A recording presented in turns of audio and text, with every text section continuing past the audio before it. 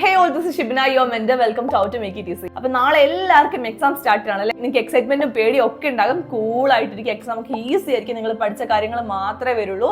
അത് വരുമോ ഇത് വരുമോ എന്ന കാര്യം ടെൻഷൻ അടിക്കണം. നിങ്ങൾ പഠിച്ച കാര്യം മാത്രമേ വരൂ. അപ്പോൾ എല്ലാവരും കൂൾ ആയിട്ടിരിക്കുക. ഇന്നത്തെ വീഡിയോയിൽ നമുക്ക് മാർക്ക് വെയിറ്റേജിനനുസരിച്ചിട്ട് എത്ര പേപ്പർ നമ്മൾ എഴുതണം, എങ്ങനെയാണ് നമ്മൾ എക്സാമുകൾ ടൈം മാനേജ് ചെയ്യുന്നത്, ലാംഗ്വേജ് സബ്ജക്റ്റ് ആണ് എത്ര പേപ്പർ എഴുതണം, അല്ലാത്ത സബ്ജക്റ്റ് ആണ് എത്ര പേപ്പർ എഴുതാൻ തുടങ്ങിയിട്ടുള്ള എല്ലാ കാര്യങ്ങളും നമുക്ക് നോക്കി വെക്കാം. ഈ ഒരു മാർക്ക് വെയിറ്റേജിനെ പറ്റി അറിയാണെങ്കിൽ തന്നെ നിങ്ങൾക്ക് ഒരുപാട് ടൈം മാനേജ് ചെയ്യാനും വളരെ കൂൾ ആയിട്ട് എക്സാം എഴുതാനും പറ്റും. അപ്പോൾ നമുക്ക് വീഡിയോയിലേക്ക് കിടക്കാം. ഒരു മാർക്കിന്റെ ക്വസ്റ്റ്യൻ സാധാരണ ഒബ്ജക്റ്റീവ് ടൈപ്പ് ആണ് ഉണ്ടാവുക. അതായത് ഏതെങ്കിലും ഒരൊറ്റ ആൻസർ ഉണ്ടാകും, അല്ലെങ്കിൽ 4 ഓപ്ഷൻ വന്നിട്ട് ഒന്ന് ടിക്ക് ചെയ്യാനൊക്കെയാണ് ഉണ്ടാവുക. അതുകൊണ്ട് അവിടെ നമ്മൾ ഒരുപാട് എഴുതേണ്ട ആവശ്യമില്ല. ഒരു മാർക്കിന്റെ ക്വസ്റ്റ്യൻ വന്നാൽ എന്താണ് ചിലപ്പോൾ ഒരു പേരോ അല്ലെങ്കിൽ എന്തെങ്കിലും വർഷമോ അങ്ങനെ എന്തെങ്കിലുമൊക്കെ എഴുതാണ്ടാവും. അവിടെ നമ്മൾ എലാബറേറ്റ് ചെയ്തിട്ട് അതിന്റെ ഫുൾ എക്സ്പ്ലനേഷൻ ഒന്നും എഴുതി വെക്കേണ്ട ആവശ്യമില്ല. ഒരു മാർക്കിന്റെ ക്വസ്റ്റ്യൻ ആണെങ്കിൽ ജസ്റ്റ് ഒറ്റ വേർഡ് മാത്രം നിങ്ങൾ എഴുതാൻ മതി. ഇനി 2 മാർക്കിന്റെ ക്വസ്റ്റ്യൻ ആണെങ്കിൽ ചിലപ്പോൾ നിങ്ങൾക്ക് നന്നായിട്ട് അറിയുന്ന ക്വസ്റ്റ്യൻ ആയിരിക്കും, നിങ്ങൾക്ക് ഒരുപാട് അറിയുന്ന ഒരു കൺസെപ്റ്റ് ഒക്കെ ആയിരിക്കും. പക്ഷേ 2 മാർക്കിനാണ് അവിടെ ചോദിച്ചിട്ടുള്ളത്. അവിടെ പോയിട്ട് നിങ്ങൾക്ക് അറിയുന്ന എല്ലാ ഉത്തരം എസ്സേ പോലെ എഴുതി വെക്കേണ്ട ആവശ്യമില്ല. 2 മാർക്കിന് ചോദിച്ചാൽ നിങ്ങൾ 2 സെന്റൻസ് അല്ലെങ്കിൽ പോയിന്റ് ആക്കി എഴുതുകയാണെങ്കിൽ 2 പോയിന്റ് അത്ര മാത്രം മതി. അവിടെ നിങ്ങൾ എസ്സേ എഴുതാതിരിക്കുന്ന സമയത്താണ് നമുക്ക് ലാസ്റ്റ് 8 മാർക്കിന്റെ ക്വസ്റ്റ്യൻ ഒന്നും എഴുതാൻ സമയം കിട്ടാത്തത്. അപ്പൊ 2 മാർക്കിന്റെ ക്വസ്റ്റ്യൻ ചോദിച്ചാൽ 2 സെന്റൻസ് അല്ലെങ്കിൽ 2 പോയിന്റ് അത്ര മാത്രം എഴുതിയാൽ മതി. 3 മാർക്കിന്റെ ക്വസ്റ്റ്യൻ ചോദിക്കുകയാണെങ്കിൽ 3 സെന്റൻസ് അല്ലെങ്കിൽ 3 പോയിന്റ്സ് ഇത് മാത്രം നിങ്ങൾ എഴുതി വെക്കുക. പിന്നെ 3 മാർക്കിന്റെ ക്വസ്റ്റ്യൻ എഴുതുന്ന സമയത്ത് ചെറുതായിട്ടൊരു ഹെഡിങ് കൊടുത്തിട്ട് അതിനെ അണ്ടർലൈൻ ചെയ്യാൻ വേണ്ടി ശ്രമിക്കുക. അപ്പൊ 3 പോയിന്റ്സും 3 സെന്റൻസും മാത്രം മതി. പിന്നെ നമുക്ക് വരുന്ന 4 മാർക്കിന്റെ ക്വസ്റ്റ്യൻ ആണ്. ഈ 4 മാർക്കിന്റെ ക്വസ്റ്റ്യൻ ലാംഗ്വേജ് സബ്ജക്റ്റിലാണ് വരുന്നതെങ്കിൽ നിങ്ങൾ ഒരു ഷീറ്റിന്റെ ഒരു സൈഡ് മൊത്തമായിട്ട് എഴുതി വെക്കുക. അതായത് ഒരു അര പേജ് നിങ്ങൾ എഴുതണം. ഒരു ഷീറ്റിന്റെ ഒരു സൈഡ് മൊത്തമായിട്ട് നിങ്ങൾ എഴുതണം. 4 മാർക്കിന്റെ ക്വസ്റ്റ്യൻ ലാംഗ്വേജ് സബ്ജക്റ്റിൽ വരികയാണെങ്കിൽ. അല്ലാതെ ഇപ്പൊ വേറെ ഏതെങ്കിലും സബ്ജക്റ്റിൽ വരികയാണെങ്കിൽ നിങ്ങൾ പോയിന്റ് ഔട്ട് ചെയ്യാനുള്ള ക്വസ്റ്റ്യൻ ആണെങ്കിൽ 4 മാർക്കിന് 4 പോയിന്റ്സ് എഴുതിയാൽ പോരാ, 5 പോയിന്റ്സ് എഴുതണം. അതാണ് അതിനൊരു കണക്ക്. അപ്പൊ 4 മാർക്കിന് ക്വസ്റ്റ്യൻ വന്നിട്ടുണ്ടെങ്കിൽ നിങ്ങൾ അവിടെ ഒരു 5 പോയിന്റ് എഴുതുക. അല്ലാണ്ട് ഒരുപാട് എഴുതി വെക്കേണ്ട ആവശ്യമില്ല. ലാംഗ്വേജ് സബ്ജക്റ്റ് ആണെങ്കിൽ അര പേജ് എന്തായാലും എഴുതണം. ഇനി 5 മാർക്കിന്റെ ക്വസ്റ്റ്യൻ ലാംഗ്വേജ് സബ്ജക്റ്റിൽ വരികയാണെങ്കിൽ നിങ്ങൾ ഒരു ഷീറ്റിന്റെ ഒരു സൈഡും അതിന്റെ അപ്പർ സൈഡും എഴുതണം. അതായത് ഒരു 3/4 പേജ് നിങ്ങൾ എന്തായാലും എഴുതണം. അത് ലാംഗ്വേജ് സബ്ജക്റ്റിൽ നിർബന്ധമായിട്ട് നിങ്ങൾ അത്ര എഴുതണം. കാരണം ലാംഗ്വേജ് മെയിൻ ആയിട്ട് പേപ്പർ വെയിറ്റേജ് നോക്കിയിട്ടൊക്കെയാണ് നിങ്ങൾക്ക് മാർക്ക് തരാം. അപ്പൊ മാക്സിമം നമ്മൾക്ക് പറ്റുന്ന എഴുതാം. അപ്പൊ ഒരു സൈഡും അതിന്റെ ഒരു അപ്പുറത്തെ സൈഡ് അതായത് 3/4 പേജ് നിങ്ങൾ എഴുതണം. ഇനി 5 മാർക്കിന്റെ മറ്റു സബ്ജക്റ്റുകളാണ് വരുന്നത് 5 പോയിന്റ്സ് അല്ല, നേരത്തെ പറഞ്ഞ പോലെ തന്നെ നിങ്ങൾ 6 7 പോയിന്റ്സ് അവിടെ എഴുതി കൊടുക്കാൻ വേണ്ടിയിട്ട് ശ്രമിക്കണം. ഇനി 6 മാർക്കിന്റെ ക്വസ്റ്റ്യൻ ലാംഗ്വേജ് സബ്ജക്റ്റിൽ വരികയാണെങ്കിൽ ഒരു ഷീറ്റ് മുഴുവനായിട്ടും എഴുതണം. അതായത് ഈ സൈഡും ഇപ്പുറത്തെ സൈഡും 2 സൈഡും മുഴുവനായിട്ട് നിങ്ങൾ എഴുതണം. അതാണ് അതിന്റെ ഒരു കണക്ക്. മാക്സിമം നിങ്ങൾ എത്രത്തോളം ലാംഗ്വേജ് സബ്ജക്റ്റിൽ എഴുതുന്നു അത്രയും മാർക്ക് നിങ്ങൾക്ക് കിട്ടും. അതുകൊണ്ട് ഒരു ഷീറ്റ് മൊത്തമായിട്ട് നിങ്ങൾ എഴുതണം. പിന്നെ നമ്മൾ മറ്റു സബ്ജക്റ്റുകളാണെങ്കിൽ ഓരോ പോയിന്റ് എഴുതിയിട്ടും അതിന്റെ ചെറിയ ചെറിയ എക്സ്പ്ലനേഷൻ കൊടുക്കണം. അത് 7 പോയിന്റ് നിങ്ങൾ എഴുതണം. 7 പോയിന്റിനും എഴുതിയിട്ട് നിങ്ങൾ അതിന്റെ എക്സ്പ്ലനേഷനും കൊടുക്കണം. അത് 5 മാർക്ക് ആണെങ്കിലും 4 മാർക്ക് ആണെങ്കിലും ഒക്കെ നിങ്ങൾ പോയിന്റ് എഴുതുന്നുണ്ടെങ്കിൽ പോയിന്റ് എഴുതി അതിനൊരു എക്സ്പ്ലനേഷൻ എന്തായാലും എഴുതാൻ വിട്ടുപോകരുത് കേട്ടോ. ഇനി മെയിൻ ആയിട്ട് വരുന്ന ക്വസ്റ്റ്യൻ ആണ് 8 മാർക്കിന്റെ ക്വസ്റ്റ്യൻ. 8 മാർക്കിന്റെ ക്വസ്റ്റ്യൻ ലാംഗ്വേജ് സബ്ജക്റ്റിൽ വരികയാണെങ്കിൽ അതായത് ഇംഗ്ലീഷ്, ഹിന്ദി, മലയാളം, അറബി, ഉറുദു തുടങ്ങിയ സബ്ജക്റ്റുകളൊക്കെ വരികയാണെങ്കിൽ നമ്മൾ 2 ഷീറ്റ് മുഴുവനായിട്ടും എഴുതണം. അതായത് ഒരു സൈഡും ഇപ്പുറത്തെ സൈഡും ഒരു സൈഡും ഇപ്പുറത്തെ സൈഡും അങ്ങനെ 4 സൈഡ് മുഴുവനായിട്ട് നമ്മൾ എഴുതണം. അതാണ് 8 മാർക്കിന്റെ കണക്ക്. അതിൽ നിങ്ങൾ ഒരുപാട് പോയിന്റ്സും കാര്യങ്ങളൊക്കെ കൊള്ളിച്ചിട്ട് വിശദീകരിച്ച് എഴുതാൻ വേണ്ടി ശ്രമിക്കാം. മെയിൻ ആയിട്ട് നിങ്ങൾ ഇംഗ്ലീഷും മലയാളം ഒക്കെ എഴുതുമ്പോഴാണ് ഇത്രയും ശ്രദ്ധിക്കേണ്ടത്. ഹിന്ദിക്കൊക്കെ 1.5 പേജൊക്കെ കുഴപ്പമില്ല, നമുക്ക് അത്ര അതിലൊക്കെ തന്നെ മാർക്ക് കിട്ടുന്നതായിരിക്കും. പക്ഷെ മലയാളവും ഇംഗ്ലീഷും എഴുതുന്ന സമയത്ത് നിങ്ങൾ ശ്രദ്ധിക്കുക, നിങ്ങളെ കൊണ്ട് മാക്സിമം പറ്റുന്നത് ശ്രദ്ധിക്കുക.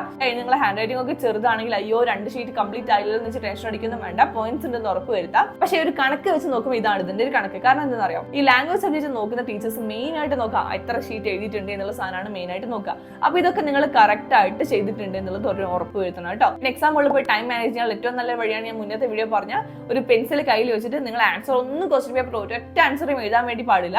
പക്ഷെ നിങ്ങൾക്ക് അറിയുന്ന മെയിൻ ആയിട്ട് അറിയുന്ന ക്വസ്റ്റ്യൻസ് ഏതാണെന്നുള്ളത് ജസ്റ്റ് ഒന്ന് ടിക്ക് ചെയ്ത് വെക്കാം. അപ്പൊ നമുക്ക് ഫസ്റ്റ് കോൺഫിഡന്റ് ആയിട്ടുള്ള ക്വസ്റ്റ്യൻസ് ഒക്കെ എഴുതി കഴിഞ്ഞിട്ട് ഒന്ന് റെഡിയാക്കാൻ വേണ്ടിയിട്ട് ഹെൽപ്പ് ചെയ്യും. എന്റെ 10ാം ക്ലാസ്സിലെ അനുഭവം ഞാൻ പറഞ്ഞുതരാം. ഞാൻ മലയാളം എക്സാം എഴുതി കഴിഞ്ഞിട്ട് 15 അഡീഷണൽ ഷീറ്റ് ഉണ്ടായിരുന്നു. അപ്പൊ ആ സമയത്ത് നമ്മൾ ലാസ്റ്റ് പേപ്പർ കിട്ടുമല്ലോ. അപ്പൊ പേപ്പർ കിട്ടുമ്പോൾ നമ്മൾ ഓരോ പേജിലും നിങ്ങൾ കറക്റ്റ് ആയിട്ട് പേപ്പർ നമ്പർ ഇട്ടിട്ട് വേണം എഴുതാൻ വേണ്ടിയിട്ട്. ലാസ്റ്റ് ഒക്കെ കൂടി മിക്സ്ഡ് ആയി പോകും.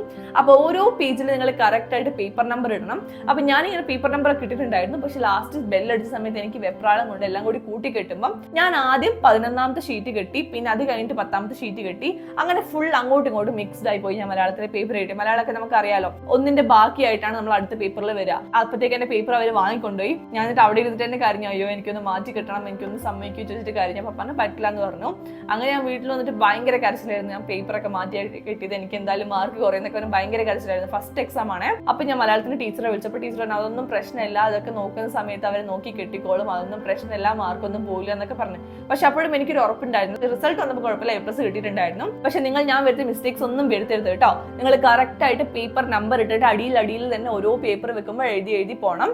എന്നിട്ട് കറക്റ്റ് ആയിട്ട് കെട്ടുന്ന സമയത്ത് നമുക്ക് സുഖമായിരിക്കും. അടിയിൽ തന്നെ വെക്കുകയാണെങ്കിൽ സുഖമായിട്ട് നമുക്ക് കെട്ടി കൊടുക്കാനൊക്കെ സാധിക്കും. അപ്പൊ വെപ്രാളപ്പെടരുത്. എനിക്ക് ഭയങ്കര വെപ്രാളം കൂടുതലാണ്, അതുകൊണ്ട് നിങ്ങൾ വെപ്രാളപ്പെടുകയോ അല്ലെങ്കിൽ അങ്ങനത്തെ കാര്യങ്ങളൊന്നും വേണ്ട. ജസ്റ്റ് ഒരു എക്സാം ആണ്. പിന്നെ മെയിനായിട്ട് നിങ്ങൾ ശ്രദ്ധിക്കേണ്ട ഒരു കാര്യം കൂടിയാണ്, നാളെ നിങ്ങൾക്ക് എഴുതാനുള്ള ആൻസർ ഷീറ്റ് കിട്ടുമ്പോൾ അവിടെ നിങ്ങൾക്ക് hall ticket, date of birth, അതുപോലെ തന്നെ നിങ്ങൾ എഴുതുന്ന ഡേറ്റ് ഏതാണ്, നിങ്ങളുടെ ഹോൾ ടിക്കറ്റിലുള്ള രജിസ്റ്റർ നമ്പർ തുടങ്ങിയ കാര്യങ്ങൾ എഴുതാനുണ്ടാകും. അത് അക്കത്തിലും അക്ഷരത്തിലും നമ്മൾ എഴുതാനുണ്ടാകും. അപ്പൊ ഇത് എല്ലാവർക്കും അറിയുന്ന കാര്യം. എന്നാൽ ഞാൻ പറയാണ്, ഇംഗ്ലീഷിൽ ഒരു 1 മുതൽ 10 വരെയുള്ള എല്ലാ അക്കത്തിനെയും ഒന്ന് വേർഡിൽ എങ്ങനെ എഴുതണം നിങ്ങൾ പഠിക്കണം. അതായത് 6ന്റെ സ്പെല്ലിംഗ് എന്താണ്, 7ന്റെ സ്പെല്ലിംഗ് എന്താണ് തുടങ്ങിയ കാര്യങ്ങൾ നിങ്ങൾ അറിയായിരിക്കും എല്ലാവർക്കും. എന്നാലും ഞാൻ പറയാണ്, നിങ്ങളൊന്ന് എഴുതി പഠിക്കണം. കാരണം എന്താണെന്ന് അറിയോ, ഞാൻ എഴുതുന്ന സമയത്ത് എന്റെ തൊട്ട് മുമ്പിൽ ഒരു കുട്ടി ഉണ്ടായിരുന്നു, ഒരു ബോയ് ആയിരുന്നു. അവൻ ഇങ്ങനെ ഫസ്റ്റിന്റെ പേജ് ഫില്ല് ചെയ്യുന്ന സമയത്ത് അവൻ 8ന്റെ സ്പെല്ലിംഗ് എന്തോ മാറ്റി എഴുതി. അപ്പൊ ആ ഇൻവിജിലേറ്റർ അവനോട് ഒരുപാട് ദേഷ്യപ്പെട്ടു. ഇങ്ങനെയാണോ നീ ഇത്രയും 10ാം ക്ലാസ്സിൽ എത്തിയില്ലേ, എന്നിട്ട് നീ ഇങ്ങനെയാണോ എഴുതുന്നത്, ഇത്രയായിട്ടും നമ്പർ അറിയില്ലേ, സ്പെല്ലിംഗ് അറിയില്ലേ എന്നൊക്കെ ചോദിച്ചു ഒരുപാട് ചീത്ത പറഞ്ഞു. ചിലപ്പോൾ അവൻ അവന്റെ ടെൻഷൻ കൊണ്ട് മാറിപ്പോയതായിരിക്കും. ഒരിക്കലും ഒരു ടീച്ചർ അങ്ങനെ ചീത്ത പറയാനും പാടില്ല. പക്ഷെ അവനോട് ചീത്ത പറഞ്ഞു. പിന്നെ അവന് എക്സാം എഴുതുന്ന സമയത്ത് ഭയങ്കര ബ്ലാങ്ക് ആയിട്ടിരിക്കുന്നതാണ് കണ്ടത്. കാരണം അവന്റെ ഫസ്റ്റ് എക്സാം ആണ്, ക്ലാസ്സിൽ എല്ലാവരും മുമ്പൊന്നും ചീത്ത കേട്ടു. അപ്പൊ ആ ഒരു നാണക്കേട് കൊണ്ട് പിന്നെ അവൻ ഒന്നും എഴുതാണ്ട് ഇങ്ങനെ ബ്ലാങ്ക് ആയിരിക്കുന്ന സിറ്റുവേഷൻ ഉണ്ടായിട്ടുണ്ടായിരുന്നു. അതുകൊണ്ട് അങ്ങനത്തേലേക്ക് ഒന്നും നമ്മൾ പോകേണ്ട, എല്ലാം പെർഫെക്റ്റ് ആക്കിയിട്ട് പോവുക. എത്ര അറിയുന്നതാണെങ്കിലും നിങ്ങൾ 1 മുതൽ 10 വരെയുള്ള എല്ലാത്തിന്റെയും ഇംഗ്ലീഷിൽ എങ്ങനെ എഴുതണം എന്നൊക്കെ എഴുതി പഠിച്ചിട്ട് പോവുക. കറക്റ്റ് ആയിട്ട് കാര്യങ്ങളൊക്കെ ഫില്ല് ചെയ്യുക. ഡേറ്റ് ഓഫ് ബർത്തും പേരും കാര്യങ്ങളൊക്കെ കറക്റ്റ് ആയിട്ട് ഹോൾ ടിക്കറ്റ് നോക്കിയിട്ട് തന്നെ നിങ്ങൾ ഫില്ല് ചെയ്യുക കേട്ടോ. അപ്പൊ ഞാൻ പറഞ്ഞ വീഡിയോയിൽ എങ്ങനെ ഹോൾ ടിക്കറ്റ് ഫില്ല് ചെയ്യാനും ടൈം എങ്ങനെ മാനേജ് ചെയ്യണം, പേപ്പറിൽ നമ്പർ എങ്ങനെ ഇടാനും, പേപ്പർ വെയിറ്റേജ് നോക്കിയിട്ട് എങ്ങനെ മാർക്ക് ചെയ്യണം ഒക്കെ ഞാൻ പറഞ്ഞിട്ടുണ്ട്. ഈ വീഡിയോ നിങ്ങൾ എന്തായാലും നിങ്ങൾ ഫ്രണ്ട്സിനൊക്കെ അയച്ചു കൊടുക്കണം, ഒരുപാട് ഉപകാരപ്പെടും. അപ്പൊ ഞാൻ പറഞ്ഞ പോലെ തന്നെ നിങ്ങൾക്ക് എക്സാം വളരെ എളുപ്പമായിരിക്കും. എന്റെ പ്രാർത്ഥന നിങ്ങളുടെ കൂടെ തന്നെയുണ്ട്. നിങ്ങൾ കമന്റിൽ ഒരുപാട് പേരെ ഒരു എൽഡർ സിസ്റ്റർ ആയിട്ടാണ് നിങ്ങളെ കാണുന്നതെന്ന് പറയുന്നത്. ഞാൻ നിങ്ങളെ എല്ലാവരെയും എന്റെ ലിറ്റിൽ ബ്രദേഴ്സ് ആൻഡ് സിസ്റ്റേഴ്സ് ആയിട്ട് തന്നെയാണ് കാണുന്നത്. അപ്പൊ എല്ലാവരുടെ കൂടെയും പ്രാർത്ഥനയും എല്ലാം ഉണ്ടാവും. എക്സാം എന്തായാലും എളുപ്പമായിരിക്കും കേട്ടോ. അപ്പൊ എക്സാം കഴിഞ്ഞ് വന്നിട്ട് നിങ്ങൾ എന്തായാലും കമന്റിലോ അല്ലെങ്കിൽ ഇൻസ്റ്റാഗ്രാമിലോ വന്ന് അറിയിക്കണം എക്സാം എങ്ങനെ ഉണ്ടായിരുന്നുള്ളത്. കൂടുതൽ വീഡിയോസ് ഞാൻ എന്തായാലും അപ്ലോഡ് ചെയ്യുന്നതായിരിക്കും. അപ്പൊ എല്ലാവർക്കും ഓൾ ദി ബെസ്റ്റ്. കൂളായിട്ട് അടിപൊളിയായിട്ട് നിങ്ങൾ പോയിട്ട് എക്സാം എഴുതിയിട്ട് വരാം. അപ്പോൾ ചാനൽ സബ്സ്ക്രൈബ് ചെയ്യാനും നോട്ടിഫിക്കേഷൻ ഓൺ ആക്കാനും ആരും മറക്കരുത്. കൂടുതൽ വീഡിയോസിന് വേണ്ടി കാത്തിരിക്കും. എന്തായാലും അപ്ലോഡ് ചെയ്യുന്നതായിരിക്കും. എല്ലാവർക്കും ഒന്നും കൂടി ഓൾ ദി ബെസ്റ്റ്.